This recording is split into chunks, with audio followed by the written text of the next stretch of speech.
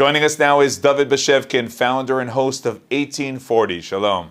Shalom. Thank you so much for having me. Thanks for joining us. We're talking about the learning of Talmud. Now, first of all, for those who aren't familiar, what will many be marking and celebrating in less than a year?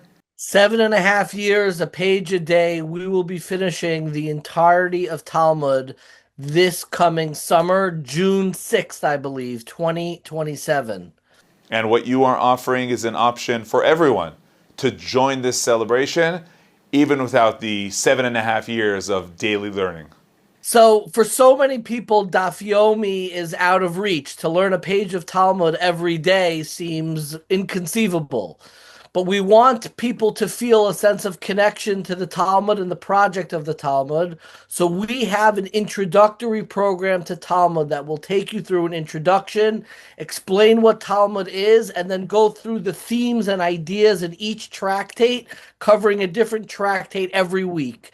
Just 10 minutes a day, we'll be sharing through audio, video, and in writing. And then every Friday, we're going to introduce you to the best Talmud educators in the world. And in just 40 weeks, starting August 24th, we will give you a 40-week, 10 minutes a day, an overview, like a tour, like when you show up to Disney World.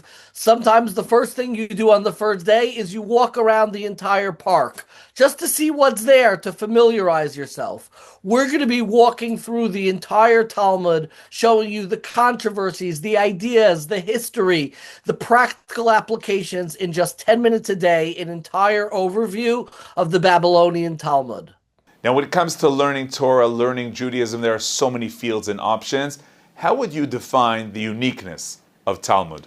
The uniqueness of the Talmud you notice on the first page. If you open up the first page of Talmud, you will notice a few things that are very strange and unusual. There is no author to the Talmud. We are not told explicitly who authored the pages of the Talmud, the exact wording. It emerged completely organically. Number two, there is no introduction to the Talmud. You're thrown right in on the first page. And number three, perhaps the hardest part, is that the first page of Talmud already assumes that you know the last page of Talmud. It's all interconnected, so it's very difficult to kind of get under it and be introduced to it. I believe that these are all deliberate. The Talmud is unique because the Talmud's authority, the centrality of the Talmud, derives from the Jewish people. It's not because it was written by a great scholar like Maimonides or the Vilna Gaon. We had many scholars throughout Jewish history. The centrality of the Talmud derives from the fact that it was accepted and engaged and used by the entirety of the Jewish people. So the Talmud is a unique work because its uniqueness, its status, is a reflection of the Jewish people themselves. So when we study Talmud, as opposed to any other book, we're not just studying the words or idea of one rabbi.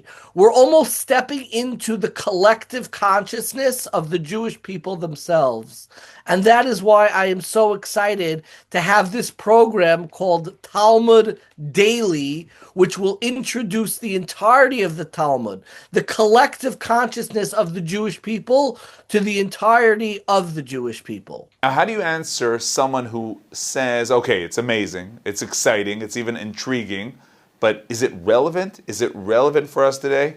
It's such a great question. You know, people have a misunderstanding on where the Talmud ends.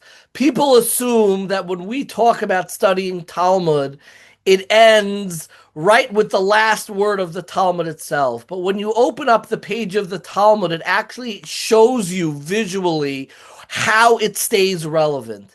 The Talmud does not end with the last word of the Talmud. The Talmud continues with the glosses in the margins, where every generation, starting with the Gaonim, continuing with Rashi, continuing with the school of the Tosafists, but throughout the generations of the last 1,000 years since the canonization of the Talmud, Jews have not stopped shaping the Talmud itself. So the Talmud remains relevant because the Talmud doesn't end with the words of the Talmud. The Talmud ends with our reckoning, with our struggling with these ideas. How do we incorporate them into our life? So relevancy is actually the engine of the Talmud itself, where every generation tries to find themselves and how these words and ideas, the preservation of Jewish life and commitment, arises from the page of the Talmud through the hearts of the Jewish people. Let's end on a personal note. As someone who is involved in education connections, are you excited about this initiative? I am beyond excited. I have spent the entirety of my life trying to bring substantive Jewish ideas through conversations on 1840, through my own writings, and now with the Talmud. There is no greater joy than showing the Jewish people their place, their words, their sentence, their tractate within the corpus of Talmud. To be Jewish is to be able to find meaning in the Talmud. There is no question that Talmud Daily is the perfect doorway for any Jew who is interested in an accessible doorway to really understand their own heritage, their own identity, their own commitments, their own Yiddishkeit, their own Jewish life and Jewish identity. I think Talmud Daily is the perfect accessible doorway for a contemporary Jew in 2026 to walk through to learn about their Jewish life. David Bashevkin, founder and host of 1840, thank you very much and good luck. Thank you so much, Yoni, for having me today. I really appreciate it.